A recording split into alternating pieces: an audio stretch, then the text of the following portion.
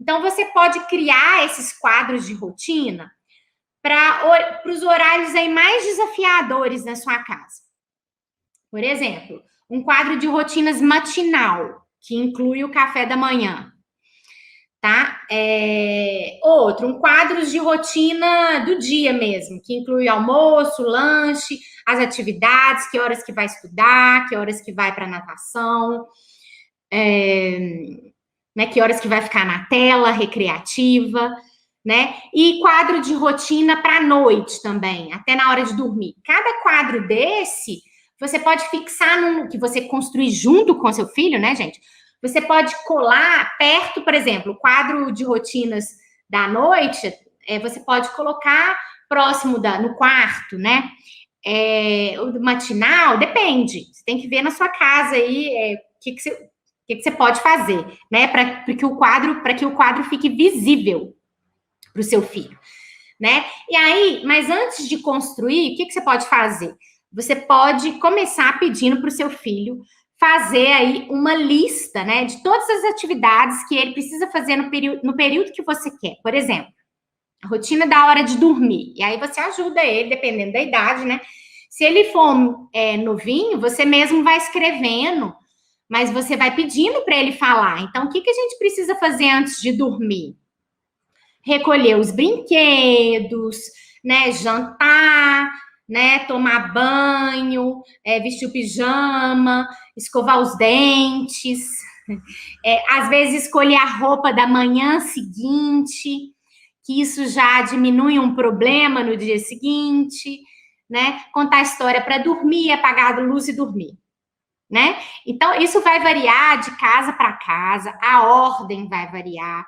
Então, você pode incluir o jantar, você pode incluir a ceia, que é um lanche, um leite antes de dormir, por exemplo, tá? Então, você peça primeiro para o seu filho listar todas as atividades aí que ele precisa fazer no período, tá? Antes de dormir. E aí, gente, você vai registrar numa folha, num quadro isso com ele, junto com seu filho, tá? Então você vai registrar de forma que ele entenda. Então, tipo assim, se ele for uma criança que ainda não sabe ler, você vai desenhar com ele, tá? Ou então você pode tirar foto dele mesmo fazendo aquela atividade, escovando o dente, e revelar e colar no quadro. Do lado lá, escovando os dentes, colar a foto dele lá escovando os dentes. Tá? Então, você pode fazer de várias formas. Ou com desenhos que você pega na internet, ou com a própria foto que você tira dele, tá bom? Ou mesmo só escrevendo, se ele é uma criança que já sabe ler. Tá bom? Então, as crianças amam construir essas rotinas, esses quadros com os pais, com a mãe. Porque, assim, pelo menos lá em casa, eles vão fazer uma coisa com a mamãe, é um tempo de qualidade mesmo, que eles amam. E aí você vai pendurar o quadro num lugar visível, né, para a criança ali. E aí aquele quadro de atividades é que vai guiar as atividades do dia. Não é você que está mandando, é o quadro, né? É o quadro que está falando, olha, é o quadro que ele construiu. Agora é hora de pôr o pijama, de tomar banho e depois pôr o pijama, tá? Então, é muito interessante. E aí, gente, na implantação da rotina, né? Como eu disse, em vez de você dizer para o seu filho o que tem que fazer, você pode perguntar assim: qual que é o próximo item do quadro de rotinas agora? Ou se não está fazendo nada certo naquele dia, que está uma bagunça por algum motivo, você não está te obedecendo naquele dia, né? Você fala: o que a gente deveria estar fazendo agora? Olha lá no quadro, né? E aí, gente, com o tempo, vocês vão ver que você não vai ter nem que perguntar para o seu filho, tá? O que é para fazer agora? Olha lá no quadro de rotinas, não.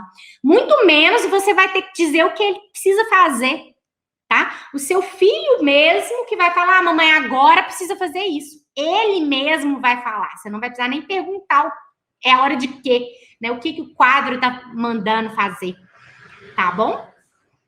Então, aí é a rotina, né? O quadro de rotinas que vai guiar as atividades do dia a dia e não você.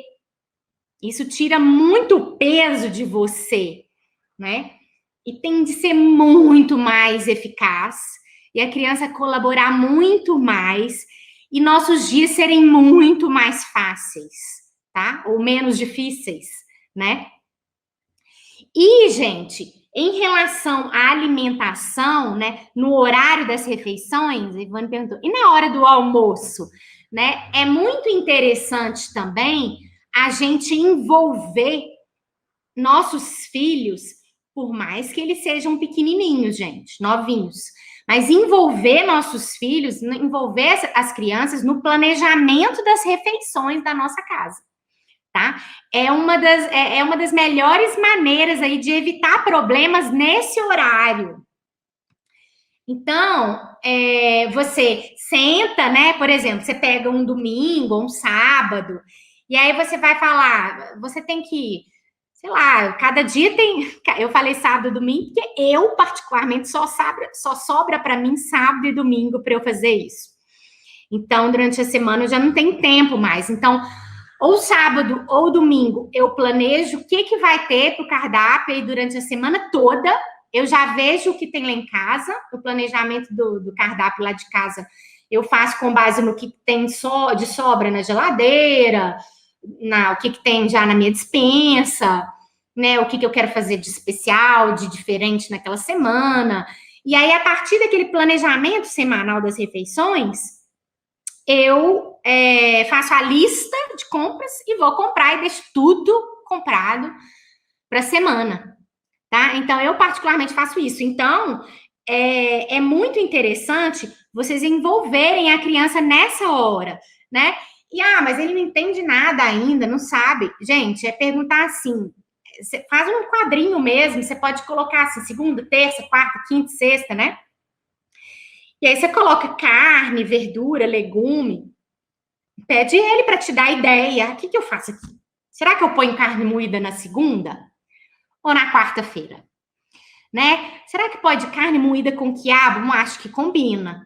E aí você pede para ele dar ideia do que ele quer comer, né? E cada um, se você tem mais de um filho, cada um pode sugerir um cardápio, né? Você pode também pegar revistas com receitas e só da criança ver a foto, ele vai falar, eu quero isso aqui, eu quero essa receita aqui, olha, mamãe, eu quero esse, vamos tentar fazer esse, né? Isso é muito encorajador, né?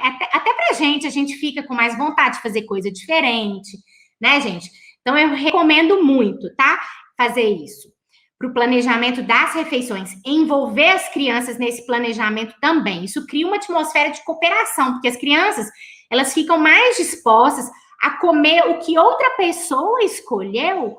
Por quê? Porque elas também puderam fazer algumas escolhas, sabe? Então, isso é muito poderoso, tá? Outra coisa, depois que você planejou lá o que você vai fazer para a semana de comida, você faz junto à lista de compras, né? A partir das receitas escolhidas, você ainda está ensinando para o seu filho, né? Que a comida não chega ali na cozinha de forma assim automática, não. Tem todo um trabalho por trás de pensar, de escolher, de fazer a lista, de comprar, né? Dependendo da idade, gente, você pode até levar a criança também para te ajudar a comprar, né? Então, sempre quando vocês tiverem uma oportunidade de dar a escolha para a criança, como eu disse, escolhas respeitosas para o adulto e para a criança, né? Aceitáveis e respeitosas. Isso são estratégias muito poderosas e incentivam muito a cooperação.